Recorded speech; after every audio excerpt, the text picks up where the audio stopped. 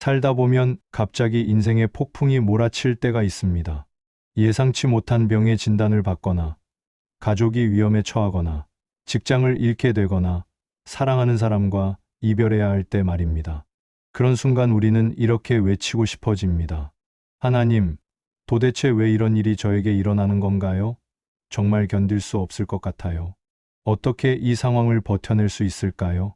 이런 절망적인 순간에 우리에게 필요한 것은 사람의 위로가 아닙니다. 아무리 좋은 말로 위로해도 깊은 상처는 쉽게 아물지 않습니다. 우리에게 진정으로 필요한 것은 하나님의 살아있는 말씀입니다. 성경은 우리에게 이렇게 말씀하십니다. 히브리서 4장 12절에서 하나님의 말씀은 살아있고 활력이 있어서 라고 하셨습니다. 말씀은 단순한 글자가 아닙니다. 말씀은 우리의 상한 마음을 치유하고 절망 중에 희망을 주며 무너진 인생을 다시 일으켜 세우는 하나님의 능력입니다. 수많은 믿음의 선배들이 어려운 시기를 말씀으로 버텨냈습니다. 다윗은 골리앗 앞에서, 다니엘은 사자굴에서, 바울은 감옥에서 하나님의 말씀을 붙잡고 승리했습니다. 그들이 특별해서가 아닙니다. 그들이 붙잡은 그 말씀이 특별했기 때문입니다. 그리고 그 말씀은 지금도 여러분을 위해 준비되어 있습니다. 오늘 여러분과 함께 나누고 싶은 것은 어려울 때 반드시 붙잡아야 할 성경 말씀 9가지입니다. 이 9가지 말씀은 각각 다른 상황에서 우리에게 필요한 하나님의 음성입니다. 두려울 때, 절망할 때, 외로울 때, 아플 때, 혼란스러울 때, 어떤 상황이든 하나님은 이미 우리를 위해 완벽한 말씀을 준비해 놓으셨습니다. 이 말씀들을 마음에 새기고 붙잡으시면 여러분은 더 이상 어떤 어려움 앞에서도 무너지지 않을 것입니다. 왜냐하면 하나님의 말씀은 절대 빈손으로 돌아가지 않기 때문입니다. 혹시 지금 어려운 시간을 보내고 계신 분들이라면 오늘 이 말씀들이 여러분의 마음에 깊은 위로와 힘이 되길 바랍니다. 구독 버튼을 눌러주시고 댓글로 아멘이라고 남겨주세요. 그리고 이 말씀들 중에 여러분의 마음에 가장 깊이 와닿는 구절이 있다면 댓글로 나눠주시기 바랍니다.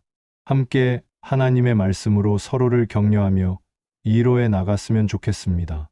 그럼 지금부터 어려울 때 붙잡아야 할 9가지 성경 말씀을 하나씩 살펴보겠습니다. 이 말씀들이 여러분의 인생에 실제적인 변화와 희망을 가져다 주길 진심으로 바랍니다.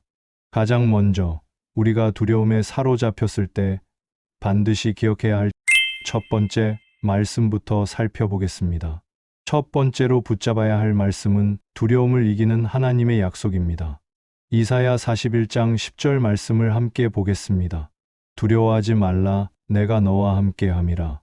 놀라지 말라, 나는 내 하나님이 됨이라. 내가 너를 굳세게 하리라. 참으로 너를 도와주리라. 참으로 나의 의로운 오른손으로 너를 붙들리라. 이 말씀은 하나님이 이스라엘 백성들이 바벨론 포로로 끌려가서 절망하고 있을 때 주신 약속입니다. 그들은 조국을 잃고 가족과 헤어지고 미래에 대한 모든 희망을 잃어버린 상태였습니다. 바로 그 절망적인 상황에서 하나님은 두려워하지 말라고 말씀하셨습니다. 이것은 단순한 위로가 아닙니다. 이것은 전능하신 하나님의 명령이자 약속입니다. 여러분, 하나님이 두려워하지 말라고 하실 때는 반드시 그 이유가 있습니다. 그 이유가 바로 내가 너와 함께 함이라입니다. 우리가 두려워하는 이유는 혼자라고 느끼기 때문입니다. 이 큰 문제를 내가 혼자 감당해야 한다고 생각할 때 두려움이 찾아옵니다. 하지만 하나님은 말씀하십니다. 너는 혼자가 아니다. 내가 함께 있다. 그리고 하나님은 단순히 옆에만 계시는 분이 아니라 적극적으로 도우시는 분입니다. 내가 너를 굳세게 하리라. 참으로 너를 도와주리라. 참으로 나의 의로운 오른손으로 너를 붙들리라. 여기서 참으로라는 말이 2번 반복됩니다. 이것은 하나님의 확실한 약속을 강조하는 표현입니다. 의심할 여지 없이 반드시 도와주신다는 뜻입니다. 그렇다면 이 말씀을 어떻게 우리 삶에 적용할 수 있을까요? 첫째, 두려움이 찾아올 때마다 이 말씀을 소리내어 읽으십시오. 두려워하지 말라, 내가 너와 함께 함이라. 이 고백을 반복하면서 하나님의 임재를 의식하십시오. 둘째, 문제에만 집중하지 말고 문제보다 크신 하나님을 바라보십시오. 우리 눈에는 문제가 크게 보이지만 하나님의 눈에는 그 문제가 작은 것입니다. 셋째, 하나님의 의로운 오른손이 나를 붙들고 계심을 믿으십시오. 성경에서 하나님의 오른손은 권능과 구원을 상징합니다. 그 능력의 손이 지금도 여러분을 붙잡고 계십니다. 실제로 이 말씀으로 두려움을 이겨낸 분들이 많습니다. 수술대에 올라가기 전에 이 말씀을 붙잡은 분, 사업 실패의 위기에서 이 말씀으로 용기를 얻은 분, 자녀의 사고 소식을 듣고도 이 말씀으로 평안을 유지한 분들이 있습니다. 중요한 것은 이 말씀이 단순한 글자가 아니라 살아계신 하나님의 약속이라는 것입니다.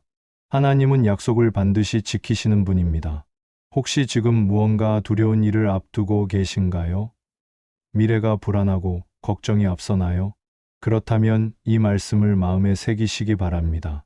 두려워하지 말라, 내가 너와 함께함이라. 하나님이 함께하시면 우리는 어떤 두려움도 이겨낼 수 있습니다. 그 하나님이 바로 지금도 여러분과 함께 계십니다. 그런데 때로는 두려움을 넘어서서 완전한 절망에 빠질 때가 있습니다. 그럴 때 붙잡아야 할 두 번째 말씀을 살펴보겠습니다. 두 번째로 붙잡아야 할 말씀은 절망 중에도 희망을 주는 하나님의 약속입니다. 예레미야 29장 11절 말씀을 함께 보겠습니다. 여호와의 말씀이니라. 너희를 향한 나의 생각을 내가 아나니 평안이요 재앙이 아니니라. 너희에게 미래와 희망을 주는 것이니라. 이 말씀이 주어진 상황을 먼저 이해해야 합니다. 이스라엘 백성들이 바벨론에 포로로 끌려간 지 얼마 되지 않았을 때였습니다. 그들은 모든 것을 잃었습니다. 조국도 성전도 자유도 모두 잃어버렸습니다. 그들의 마음에는 이런 생각들이 가득했을 것입니다. 이제 정말 끝이구나. 하나님이 우리를 버리셨구나. 우리에게 미래는 없어. 바로 그 절망적인 순간에 하나님이 예레미야를 통해 이 놀라운 말씀을 주셨습니다. 내가 너희를 향한 나의 생각을 안다. 하나님은 우리를 향한 생각을 가지고 계십니다. 그냥 막연하게 생각하시는 것이 아니라 구체적이고 분명한 계획을 가지고 계신다는 뜻입니다. 그런데 그 생각이 어떤 것입니까? 평안이요 재앙이 아니니라. 우리가 절망할 때는 보통 이렇게 생각합니다. 하나님이 나를 벌 주시려고 하시는 걸까? 나에게 재앙을 내리시려고 하시나? 하지만 하나님의 마음은 전혀 다릅니다. 하나님의 생각은 언제나 우리의 평안을 위한 것입니다. 그리고 더 놀라운 것은 너희에게 미래와 희망을 주는 것이니라는 약속입니다. 미래가 보이지 않을 때, 앞길이 막막할 때, 모든 희망이 끊어진 것 같을 때 하나님은 말씀하십니다. 내가 너에게 미래를 주겠다. 내가 너에게 희망을 주겠다. 이 말씀에서 중요한 것은 주어가 하나님이라는 점입니다. 내가 미래를 주겠다. 우리가 미래를 만들어가는 것이 아니라 하나님이 우리에게 미래를 선물로 주시는 것입니다. 내가 희망을 주겠다. 우리가 억지로 희망을 품으려고 노력하는 것이 아니라 하나님이 우리 마음에 희망을 심어주시는 것입니다. 우리는 종종 절망적인 상황을 보며 이제 정말 끝이구나 라고 생각합니다. 하지만 하나님의 관점은 다릅니다. 하나님에게는 끝이 아니라 새로운 시작입니다. 그렇다면 이 말씀을 어떻게 우리 삶에 적용할 수 있을까요? 첫째, 현재 상황이 전부가 아님을 기억하십시오. 아무리 절망적인 상황이라도 그것이 여러분 인생의 마지막 장은 아닙니다. 하나님은 새로운 이야기를 써내려가고 계십니다. 둘째, 하나님의 생각과 우리의 생각이 다름을 인정하십시오. 우리 눈에는 재앙처럼 보이는 일도 하나님의 계획 안에서는 축복의 통로가 될 수 있습니다. 셋째, 매일 아침 이 말씀으로 하루를 시작하십시오. 하나님이 나를 향한 생각은 평안이고 나에게 미래와 희망을 주시는 것이다 라고 고백하며 하루를 시작해 보세요. 넷째, 과거에 얽매이지 마십시오. 과거의 실패나 상처가 여러분의 미래를 결정하지 않습니다. 하나님이 여러분의 미래를 결정하십니다. 실제로 이 말씀으로 절망에서 일어난 분들이 많습니다. 사업 실패로 모든 것을 잃었던 분이 이 말씀으로 다시 일어나 더 큰 축복을 받은 경우, 불치병 진단을 받고도 이 말씀을 붙잡고 완전히 회복된 경우들이 있습니다. 중요한 것은 하나님의 타이밍을 신뢰하는 것입니다. 하나님의 계획은 우리가 생각하는 것보다 훨씬 크고 선합니다. 혹시 지금 절망적인 상황에 있으신가요? 미래가 보이지 않아서 막막하신가요? 그렇다면 이 말씀을 붙잡으시기 바랍니다. 하나님은 여러분을 향한 선한 계획을 가지고 계십니다. 그 계획은 평안이며 여러분에게 미래와 희망을 주는 것입니다. 절망은 끝이 아닙니다. 새로운 시작의 문입니다. 그런데 때로는 겪고 있는 고난 자체의 의미를 알고 싶을 때가 있습니다. 세 번째 말씀에서 그 답을 찾아보겠습니다. 세 번째로 붙잡아야 할 말씀은 고난의 의미를 알려주는 하나님의 진리입니다. 로마서 8장 28절 말씀을 함께 보겠습니다. 우리가 알거니와 하나님을 사랑하는 자, 곧 그의 뜻대로 부르심을 입은 자들에게는 모든 것이 합력하여 선을 이루느니라. 이 말씀은 사도 바울이 로마 교회 성도들에게 쓴 편지 중 가장 유명한 구절 중 하나입니다. 바울 자신이 수많은 고난을 경험했기 때문에 이 말씀이 더욱 의미가 깊습니다. 바울은 복음을 전하다가 매를 맞고 감옥에 갇히고 돌에 맞아 죽을 뻔하고 배가 난파되는 등 상상할 수 없는 고난을 겪었습니다. 그런 바울이 이 말씀을 썼다는 것은 정말 놀라운 일입니다. 여기서 가장 중요한 단어는 모든 것입니다. 좋은 일만이 아니라 나쁜 일도, 기쁜 일만이 아니라 슬픈 일도, 성공만이 아니라 실패도 포함됩니다. 우리는 보통 고난을 겪을 때 이렇게 생각합니다. 왜 하필 나에게 이런 일이 일어나지? 이것이 무슨 의미가 있을까? 하지만 하나님의 관점은 다릅니다. 하나님은 우리 인생 전체를 하나의 큰 그림으로 보고 계십니다. 마치 퍼즐 조각 하나하나가 모여서 아름다운 그림을 완성하는 것처럼 우리 인생의 모든 일들이 합력하여 선을 이룬다는 것입니다. 합력하여라는 말의 원래 의미는 함께 일한다는 뜻입니다. 마치 여러 약재가 함께 작용해서 좋은 약이 되는 것처럼 우리 인생의 모든 경험들이 함께 작용해서 결국 선한 결과를 만들어낸다는 뜻입니다. 그런데 여기서 중요한 조건이 있습니다. 하나님을 사랑하는 자라는 조건입니다. 이것은 완벽한 사람이라는 뜻이 아닙니다. 하나님을 향한 마음을 가지고 하나님의 뜻대로 살아가려고 노력하는 사람을 말합니다. 비록 연약하고 부족해도 하나님을 사랑하고 하나님의 부르심에 응답하려는 마음을 가진 사람들입니다. 그런 사람들에게는 예외 없이 모든 것이 합력하여 선을 이룹니다. 지금 당장은 이해할 수 없어도 시간이 지나면 하나님의 선하신 계획을 보게 됩니다. 그렇다면 이 말씀을 어떻게 우리 삶에 적용할 수 있을까요? 첫째, 현재의 고난을 영원한 관점에서 바라보십시오.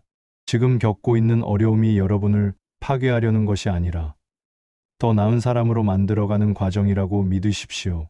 둘째, 하나님의 타이밍을 신뢰하십시오. 선한 결과가 언제 나타날지는 하나님이 아십니다. 우리는 기다리며 신뢰하는 것이 중요합니다. 셋째, 과거의 아픈 경험들을 다시 해석해 보십시오. 그때는 왜 그런 일이 일어났는지 몰랐지만 지금 돌아보면 그 일이 여러분을 더 강하고 지혜로운 사람으로 만들어주지 않았나요? 넷째, 현재의 고난 속에서도 감사할 것을 찾아보십시오. 이것이 쉽지 않지만 하나님이 이 고난마저도 선을 위해 사용하실 것을 믿고 감사하는 연습을 해보세요. 실제로 많은 분들이 이 말씀을 통해 고난의 의미를 발견했습니다. 사업 실패를 통해 진정한 인생의 우선순위를 깨달은 분, 질병을 통해 가족의 소중함을 알게 된 분, 배신을 당해서 더 깊은 믿음을 갖게 된 분들이 있습니다. 그들은 모두 이렇게 고백합니다. 그때는 왜 그런 일이 일어났는지 몰랐는데 지금 보니 하나님의 선한 계획이었구나. 혹시 지금 이해할 수 없는 고난을 겪고 계신가요? 왜 하필 나에게? 라는 질문으로 괴로워하고 계신가요? 그렇다면 이 말씀을 기억하시기 바랍니다. 하나님을 사랑하는 여러분에게는 모든 것이 합력하여 선을 이룹니다. 지금 당장은 보이지 않아도 하나님은 이 모든 일을 통해 여러분을 더욱 아름다운 사람으로 만들어가고 계십니다. 고난의 의미를 알았다고 해도 여전히 마음이 무겁고 피곤할 때가 있습니다. 그럴 때 필요한 네 번째 말씀을 살펴보겠습니다. 네 번째로 붙잡아야 할 말씀은 위로와 평안을 주는 예수님의 초청입니다. 마태복음 11장 28절부터 30절 말씀을 함께 보겠습니다. 수고하고 무거운 짐진 자들아 다 내게로 오라. 내가 너희를 쉬게 하리라. 나는 마음이 온유하고 겸손하니 나의 멍에를 메고 나에게 배우라. 그리하면 너희 마음이 쉼을 얻으리라. 이는 내 멍에는 쉽고 내 짐은 가벼움이라. 이 말씀은 예수님이 직접 하신 말씀 중에서 가장 따뜻하고 위로가 되는 초청입니다. 수고하고 무거운 짐진 자들아. 예수님은 구체적으로 어떤 사람들을 부르셨을까요? 바로 지쳐있는 모든 사람들입니다. 경제적 어려움으로 밤잠을 이루지 못하는 분, 가족 문제로 마음이 무거운 분, 건강 염려로 불안한 분, 인간관계 때문에 상처받은 분, 미래에 대한 걱정으로 하루하루가 힘든 분들 말입니다. 예수님은 그 모든 분들을 향해 다 내게로 오라고 말씀하셨습니다. 여기서 다라는 말이 중요합니다. 예외가 없다는 뜻입니다. 그런데 예수님이 우리를 부르시는 이유가 무엇입니까? 내가 너희를 쉬게 하리라. 우리가 쉼을 얻기 위해 보통 무엇을 합니까? 여행을 가거나 취미 생활을 하거나 친구들과 시간을 보내기도 합니다. 물론 이런 것들도 일시적인 위로가 될 수 있습니다. 하지만 예수님이 주시는 쉼은 근본적인 쉼입니다. 마음 깊은 곳에서 우러나오는 평안, 상황이 바뀌지 않아도 누릴 수 있는 안식입니다. 나는 마음이 온유하고 겸손하니 예수님은 우리를 정죄하거나 비난하지 않으십니다. 오히려 온유하고 겸손한 마음으로 우리를 받아주십니다. 그런데 여기서 놀라운 표현이 나옵니다. 나의 멍에를 메고 나에게 배우라. 멍에는 무거운 것인데 왜 예수님은 멍에를 메라고 하실까요? 당시 팔레스타인에서는 어린 소가 일을 배울 때 경험 많은 소와 함께 멍에를 맸습니다. 어린 소는 혼자서는 감당할 수 없는 일도 경험 있는 소와 함께라면 쉽게 할 수 있었습니다. 예수님의 멍에는 바로 이런 의미입니다. 우리가 혼자 감당해야 한다고 생각했던 그 무거운 짐을 예수님과 함께 나눠 매는 것입니다. 그래서 예수님은 내 멍에는 쉽고 내 짐은 가벼움이라고 말씀하셨습니다. 이것이 모순처럼 들릴 수 있습니다. 어떻게 멍에가 쉽고 짐이 가벼울 수 있을까요? 그 비밀은 누구와 함께 매느냐에 있습니다. 전능하신 예수님과 함께 매는 멍에이기 때문에 쉽고 모든 것을 아시는 예수님과 함께 지는 짐이기 때문에 가볍습니다. 그렇다면 이 말씀을 어떻게 우리 삶에 적용할 수 있을까요? 무거운 짐을 혼자 지려고 하지 마십시오. 예수님께 솔직하게 털어놓으십시오. 주님, 이 문제가 너무 무거워서 혼자서는 감당할 수 없습니다. 그리고 예수님께 배우는 시간을 가지십시오. 말씀을 읽고 기도하면서 예수님이 어떻게 어려움을 대처하셨는지 배우십시오. 완벽하지 않아도 괜찮다는 것을 받아들이십시오. 예수님은 온유하고 겸손하신 분이라서 우리의 연약함을 이해하십니다. 진정한 쉼은 상황 변화가 아니라 마음의 평안임을 기억하십시오. 문제가 해결되지 않아도 예수님 안에서 평안을 누릴 수 있습니다. 많은 분들이 이 말씀을 통해 실제로 평안을 경험했습니다. 불면증으로 고생하던 분이 이 말씀을 묵상하며 깊은 잠을 잘 수 있게 되었고, 우울증으로 괴로워하던 분이 예수님께 짐을 맡기고 마음의 평안을 되찾았습니다. 중요한 것은 이것이 일회성이 아니라는 점입니다. 예수님은 언제든지 우리를 초청하십니다. 오늘도 내일도 평생에 걸쳐서 말입니다. 혹시 지금 감당하기 어려운 무거운 짐을 지고 계신가요? 마음이 너무 힘들어서 쉴 곳을 찾고 계신가요? 그렇다면 예수님의 초청을 받아들이시기 바랍니다. 수고하고 무거운 짐진 자들아 다 내게로 오라. 예수님께 나아가십시오. 그분이 여러분에게 참된 쉼과 평안을 주실 것입니다. 평안을 얻었다고 해도 때로는 힘든 일을 감당해야 할 때가 있습니다. 그럴 때 필요한 다섯 번째 말씀을 살펴보겠습니다. 다섯 번째로 붙잡아야 할 말씀은 힘과 용기를 주는 하나님의 능력에 대한 약속입니다. 빌립보서 4장 13절 말씀을 함께 보겠습니다. 내게 능력 주시는 자 안에서 내가 모든 것을 할 수 있느니라.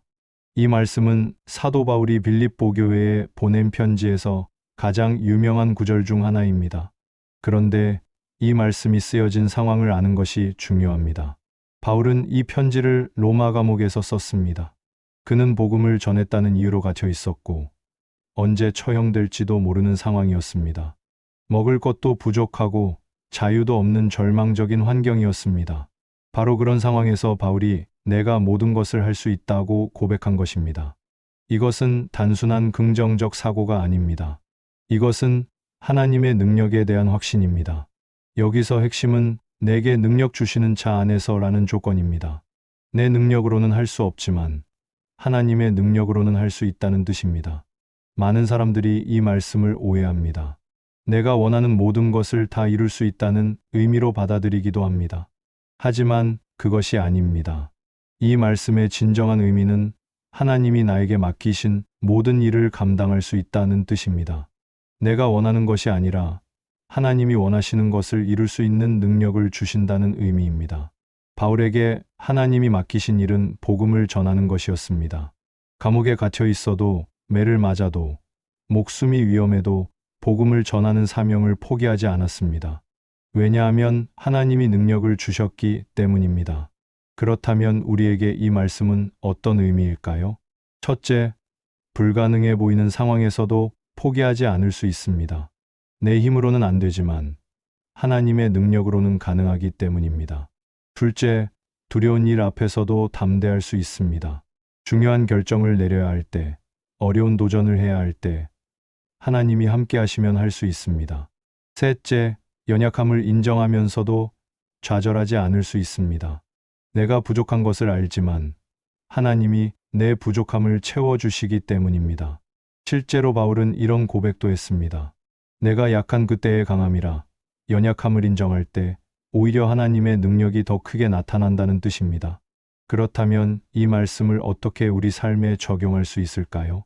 먼저 어려운 일을 앞두고 있을 때 이 말씀을 고백하십시오. 내게 능력 주시는 자 안에서 내가 이 일을 감당할 수 있다고 선포해 보세요. 그리고 내 능력의 한계를 인정하십시오. 모든 것을 내 힘으로 하려고 하지 말고 하나님의 도움을 구하십시오. 그런 후 하나님이 주신 사명에 집중해 보시기 바랍니다. 내가 원하는 것보다 하나님이 원하시는 것이 무엇인지 먼저 구하십시오. 내 능력이 아니라 하나님의 능력으로 이룬 것임을 잊지 마십시오. 실제로 이 말씀으로 용기를 얻은 분들이 많습니다. 큰 수술을 앞두고 두려워하던 분이 이 말씀으로 평안을 얻었고, 새로운 사업을 시작하기 두려워하던 분이 이 말씀으로 담대함을 얻었습니다. 중요한 것은 하나님의 능력을 의지하는 것입니다. 내 능력을 의지하면 한계가 있지만 하나님의 능력을 의지하면 한계가 없습니다. 마더 테레사도 이렇게 말했습니다. 나는 하나님이 나를 통해 일하시도록 내 자신을 연필로 내어드릴 뿐입니다. 우리도 하나님이 사용하시는 도구가 될 때 상상할 수 없는 일들을 해낼 수 있습니다. 혹시 지금 감당하기 어려운 일을 앞두고 계신가요? 내 능력으로는 도저히 안 될 것 같다 생각하고 계신가요? 그렇다면 이 말씀을 붙잡으시기 바랍니다. 여러분에게 능력 주시는 하나님 안에서 모든 것을 할 수 있습니다. 그 하나님이 여러분과 함께 계시고 여러분에게 필요한 모든 능력을 공급해 주실 것입니다. 능력을 얻었다고 해도 실제적인 필요들, 특히 물질적인 필요가 있을 때가 있습니다. 그럴 때 필요한 6번째 말씀을 살펴보겠습니다. 6번째로 붙잡아야 할 말씀은 하나님의 신실한 공급과 돌보심에 대한 약속입니다. 먼저 마태복음 6장 26절 말씀을 보겠습니다. 공중의 새를 보라, 심지도 않고 거두지도 않고 창고에 모아들이지도 아니하되 너희 하늘아버지께서 기르시나니 너희는 이것들보다 귀하지 아니하냐? 그리고 빌립보서 4장 19절입니다. 나의 하나님이 그리스도 예수 안에서 영광 가운데 그 풍성한 대로 너희 모든 쓸 것을 채우시리라. 예수님이 공중의 새 이야기를 하신 이유는 무엇일까요? 바로 염려하지 말라고 가르치시기 위해서였습니다. 당시 청중들은 대부분 가난한 사람들이었습니다. 내일 먹을 것이 있을지 없을지 걱정하며 사는 사람들이었습니다. 그런 사람들에게 예수님은 새들을 보라고 하셨습니다. 새들은 농사를 짓지도 않고 창고에 곡식을 쌓아두지도 않습니다. 하지만 하늘 아버지께서 그들을 기르십니다. 매일 필요한 먹이를 공급해 주십니다. 그런데 예수님은 놀라운 질문을 하셨습니다. 너희는 이것들보다 귀하지 아니하냐? 하나님이 새들도 돌보시는데 하물며 하나님의 형상으로 지음받은 인간을 돌보지 않으시겠느냐는 뜻입니다. 빌립보서의 말씀도 비슷한 상황에서 나온 것입니다. 빌립보 교회는 바울을 후원하며 복음 사역을 도왔습니다. 하지만 그들 자신도 경제적으로 넉넉하지 않았습니다. 그런 그들에게 바울은 확신 있게 말했습니다. 나의 하나님이 너희 모든 쓸 것을 채우시리라. 여기서 주목할 점은 나의 하나님이라는 표현입니다. 바울이 직접 경험한 하나님, 감옥에서도 공급해 주신 하나님, 어떤 상황에서도 필요를 채워주신 하나님을 말하는 것입니다. 그리고 그 풍성한 대로라는 표현도 중요합니다. 하나님은 궁핍하게 주시는 분이 아니라 풍성하게 주시는 분입니다. 그렇다면 하나님의 공급은 어떤 특징이 있을까요? 첫째, 때를 맞춰 주십니다. 우리가 원하는 때가 아니라 정말 필요한 때에 주십니다. 너무 이르지도 너무 늦지도 않게 주십니다. 둘째, 우리가 상상하지 못한 방법으로 주십니다. 우리는 A라는 방법을 생각하는데 하나님은 B라는 방법으로 채워주실 수 있습니다. 셋째, 우리의 진짜 필요를 아시고 주십니다. 우리가 원하는 것과 정말 필요한 것은 다를 수 있습니다. 하나님은 우리에게 정말 필요한 것을 주십니다. 넷째, 우리의 믿음을 키우는 방식으로 주십니다. 단순히 물질만 주시는 것이 아니라 그 과정을 통해 하나님을 더 깊이 신뢰하게 하십니다. 그렇다면 이 말씀을 어떻게 우리 삶에 적용할 수 있을까요? 첫째, 염려하는 시간을 기도하는 시간으로 바꾸십시오. 걱정만 하지 말고 하나님께 구체적으로 기도하십시오. 하나님, 이것이 필요합니다 라고 솔직하게 말씀드리세요. 둘째, 과거에 하나님이 공급해 주신 일들을 기억하십시오. 지금까지 하나님이 어떻게 필요를 채워주셨는지 생각해 보세요. 그 하나님이 지금도 동일하십니다. 셋째, 감사하는 마음을 유지하십시오. 이미 주신 것들에 대해 감사할 때 하나님은 더 많은 것을 맡겨주시게 됩니다. 넷째, 다른 사람과 나누는 삶을 사십시오. 받기만 하는 것이 아니라 내가 가진 것을 나눌 때 하나님의 공급이 더욱 풍성해집니다. 실제로 많은 분들이 이 말씀을 경험했습니다. 실직으로 어려웠던 분이 예상치 못한 곳에서 더 좋은 일자리를 얻었고, 병원비가 걱정되던 분이 여러 경로를 통해 도움을 받았습니다.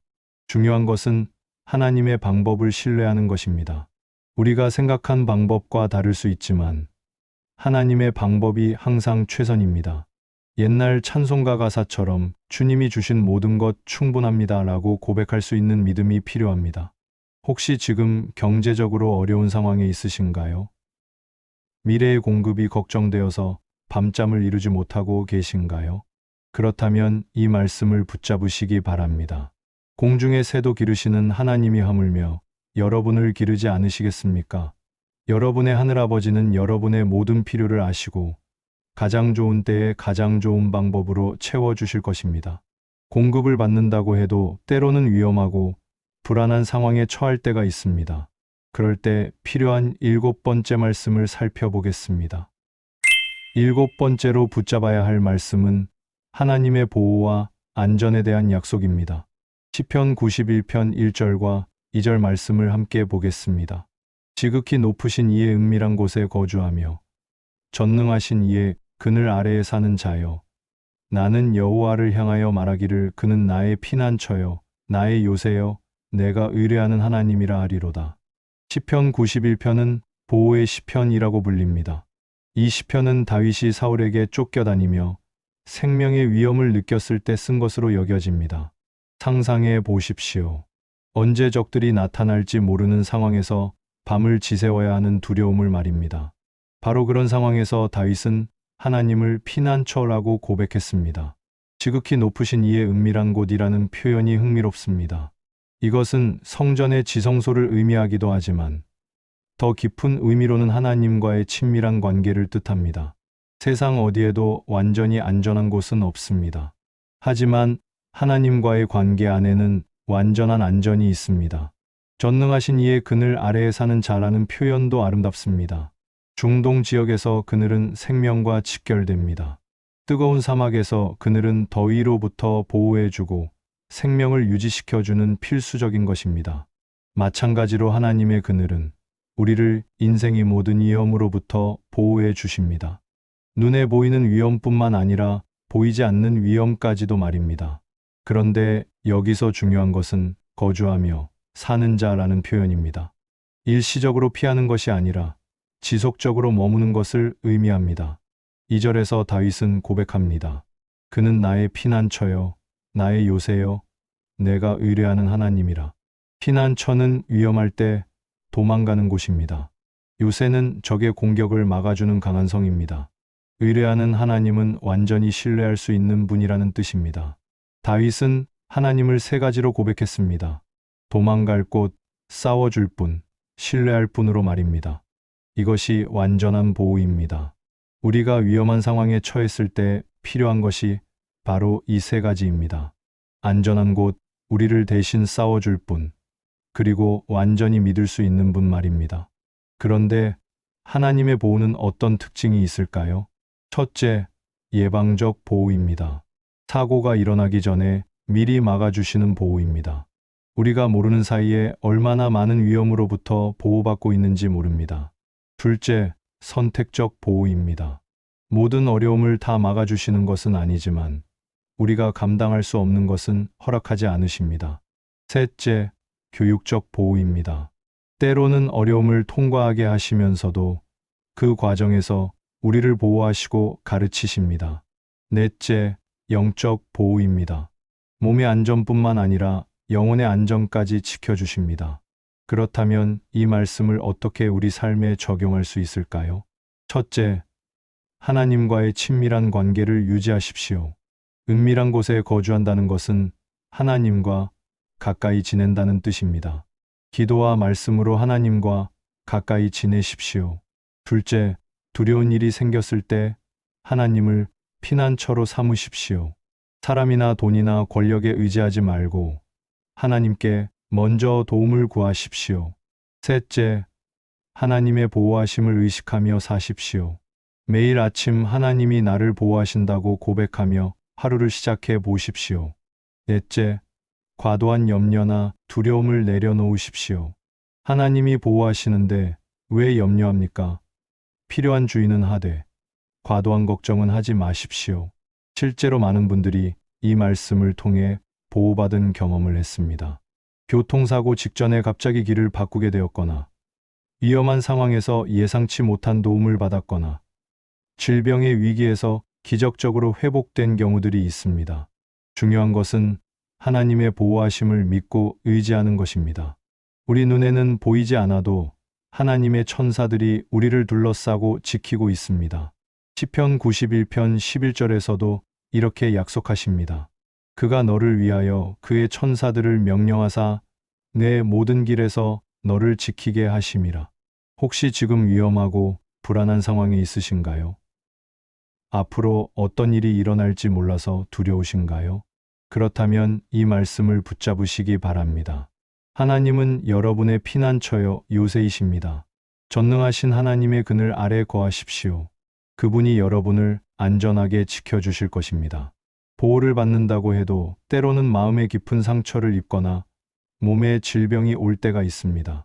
그럴 때 필요한 8번째 말씀을 살펴보겠습니다. 8번째로 붙잡아야 할 말씀은 하나님의 치유와 회복에 대한 약속입니다. 시편 147편 3절 말씀을 먼저 보겠습니다. 상심한 자들을 고치시며 그들의 상처를 싸매시는도다. 그리고 이사야 53장 5절입니다. 그가 찔림은 우리의 허물 때문이요 그가 상함은 우리의 죄악 때문이라. 그가 징계를 받음으로 우리는 평화를 누리고 그가 채찍에 맞음으로 우리는 나음을 얻었도다. 시편 147편 3절은 하나님의 성품을 보여주는 아름다운 구절입니다. 상심한 자들이라는 말은 히브리어로 마음이 깨어진 자들이라는 뜻입니다. 배신으로 인해 마음이 깨어진 사람, 사랑하는 사람을 잃고 마음이 산산조각난 사람, 실패로 인해 자존감이 무너진 사람들을 말합니다. 하나님은 그런 사람들을 고치신다고 하셨습니다. 여기서 고치다는 말은 의사가 환자를 치료하는 것과 같은 의미입니다. 하나님은 우리 마음의 의사이십니다. 그리고 상처를 싸매신다고 하셨습니다. 마치 간호사가 환자의 상처에 붕대를 감아주는 것처럼 하나님은 우리의 상처를 부드럽게 싸매 주십니다. 이사야 53장 5절은 예수님의 십자가를 예언한 말씀입니다. 이 말씀은 우리의 치유가 어디서 오는지를 분명히 보여줍니다. 그가 찔림은 우리의 허물 때문이요. 예수님이 십자가에서 못에 찔리신 이유가 우리 때문이라는 뜻입니다. 그가 상함은 우리의 죄악 때문이라. 예수님이 상처받으신 이유도 우리의 죄 때문입니다. 그런데 놀라운 것은 그 다음입니다. 그가 채찍에 맞음으로 우리는 나음을 얻었도다.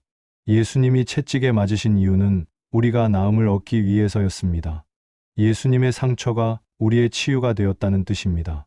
하나님의 치유는 어떤 특징이 있을까요? 첫째, 전인적 치유입니다. 몸만 고치시는 것이 아니라 마음도, 영혼도 함께 치유하십니다. 근본적인 치유입니다. 둘째, 점진적 치유입니다. 때로는 즉시 치유해 주시기도 하지만 대부분은 시간을 두고 천천히 치유해 주십니다. 상처가 깊을수록 치유에는 시간이 필요합니다. 셋째, 관계적 치유입니다. 하나님과의 관계가 회복될 때 진정한 치유가 일어납니다. 사람과의 관계도 하나님 안에서 회복됩니다. 넷째, 목적이 있는 치유입니다. 단순히 아픔을 없애주시는 것이 아니라 치유를 통해 하나님을 더 깊이 알고 다른 사람을 도울 수 있게 하십니다. 그렇다면 이 말씀을 어떻게 우리 삶에 적용할 수 있을까요? 상처를 숨기지 마십시오. 하나님 앞에 솔직하게 아픔을 털어놓으십시오. 하나님, 제가 지금 너무 아픕니다 라고 말씀드리세요. 그리고 하나님의 치유 과정을 신뢰하십시오. 즉시 낫지 않는다고 해서 하나님이 관심이 없으시거나 능력이 없으시다고 생각하지 마십시오. 예수님의 십자가를 묵상하십시오. 예수님이 이미 우리의 상처를 짊어지시고 치유의 길을 열어놓으셨습니다. 다음은 다른 상처받은 사람들을 위로하십시오. 하나님이 우리를 치유하시는 이유 중 하나는 다른 사람들을 도울 수 있게 하시기 위함입니다. 마지막으로 감사하는 마음을 유지하십시오. 작은 회복에도 감사할 때 더 큰 치유의 역사가 일어납니다. 실제로 많은 분들이 이 말씀을 통해 치유받았습니다. 우울증으로 고생하던 분이 하나님의 사랑을 깨닫고 회복되었고, 가족의 배신으로 마음에 깊은 상처를 입었던 분이 용서하는 마음을 갖게 되었습니다. 어떤 분은 불치병을 선고받고도 이 말씀을 붙잡고 기도하여 완전히 회복되기도 했습니다. 중요한 것은 하나님의 치유하시는 능력을 믿는 것입니다.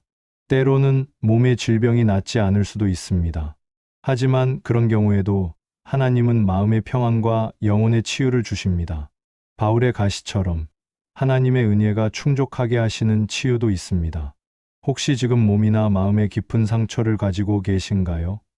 치유받고 싶지만 절망적이라고 느끼고 계신가요? 그렇다면 이 말씀을 붙잡으시기 바랍니다. 상심한 자들을 고치시는 하나님이 여러분의 상처도 싸매 주실 것입니다. 예수님의 십자가를 통해 이미 치유의 길이 열려 있습니다. 포기하지 마시고 하나님의 치유하시는 손길을 기대하십시오. 치유를 받는다고 해도 때로는 과거에 얽매여서 새로운 시작을 하지 못할 때가 있습니다. 그럴 때 필요한 마지막 9번째 말씀을 살펴보겠습니다. 9번째, 마지막으로 붙잡아야 할 말씀은 새로운 시작에 대한 하나님의 약속입니다. 이사야 43장 18절과 19절 말씀을 함께 보겠습니다. 너희는 이전 일을 기억하지 말며 옛적 일을 생각하지 말라. 보라, 내가 새 일을 행하리니 이제 나타나게 할 것이라. 너희가 그것을 알지 못하겠느냐? 반드시 내가 광야의 길을 사막의 강을 내리리라. 이 말씀에 주어진 상황을 이해하는 것이 중요합니다. 이스라엘 백성들이 바벨론 포로 생활을 하고 있을 때였습니다. 그들은 70년 동안 조국을 떠나 이방 땅에서 살았습니다. 그들의 마음에는 절망과 체념이 가득했습니다. 이제 우리는 정말 끝났구나. 다시는 예전으로 돌아갈 수 없을 거야. 우리의 영광스러운 과거는 이제 추억일 뿐이야. 바로 그런 상황에서 하나님이 말씀하신 것입니다. 이전 일을 기억하지 말며 옛적 일을 생각하지 말라. 이것은 과거를 완전히 잊으라는 뜻이 아닙니다. 과거에 얽매이지 말라는 뜻입니다. 과거의 실패나 아픔이 여러분의 미래를 결정하게 하지 말라는 것입니다. 그리고 하나님은 놀라운 선언을 하셨습니다. 보라, 내가 새 일을 행하리니, 보라는 주목하라는 뜻입니다. 절망 중에 있는 사람들에게 이제 희망을 보라, 새로운 가능성을 보라고 말씀하시는 것입니다. 새 일이라는 표현이 중요합니다. 과거에 했던 일을 반복하는 것이 아니라 완전히 새로운 일을 하시겠다는 뜻입니다. 과거보다 더 좋은 것, 상상할 수 없었던 것을 하시겠다는 약속입니다. 이제 나타나게 할 것이라 지금 당장 시작하시겠다는 뜻입니다. 먼 미래의 일이 아니라 바로 지금부터 새로운 역사가 시작된다는 것입니다. 더욱 놀라운 것은 그 다음 약속입니다. 반드시 내가 광야의 길을, 사막의 강을 내리리라. 광야는 길이 없는 곳입니다. 사막은 물이 없는 곳입니다. 인간적으로는 불가능한 곳, 절망적인 곳을 의미합니다. 하지만 하나님은 그 불가능한 곳에 길을 내시고 강을 내신다고 하셨습니다. 이것은 단순한 시적 표현이 아닙니다. 하나님은 불가능을 가능하게 만드시는 분이라는 선언입니다. 우리 인생에서 광야와 사막 같은 시기가 있습니다. 앞길이 보이지 않고 생명력이 말라버린 것 같은 시기 말입니다. 바로 그 자리에서 하나님은 새로운 길을 여시고 새로운 생명수를 흘려보내십니다. 그렇다면 이 말씀을 어떻게 우리 삶에 적용할 수 있을까요? 과거에 얽매이는 것을 멈추십시오. 과거의 실패, 상처, 후회가 여러분의 미래를 결정하게 하지 마십시오. 하나님은 새 일을 행하실 준비가 되어 있습니다. 불가능해 보이는 상황에서도 하나님의 새 일을 기대하십시오. 광야 같은 인생에도 하나님은 길을 내실 수 있습니다. 여러분 모든 분들의 앞길에 하나님의 인도하심과 보호하심이 충만하시길 진심으로 축복합니다. 오늘 이 9가지 말씀이 마음에 와닿으셨다면 구독 버튼을 눌러주시고 댓글로 아멘이라고 남겨주세요. 그리고 이 말씀들 중에서 여러분에게 가장 필요한 구절이나 실제로 이런 말씀으로 힘을 얻었던 간증이 있으시면 댓글로 나눠주시기 바랍니다. 함께 하나님의 말씀으로 서로를 격려하며 위로해 나갔으면 좋겠습니다. 여러분 모두에게 하나님의 평안과 은혜가 충만하시길 바랍니다. 감사합니다.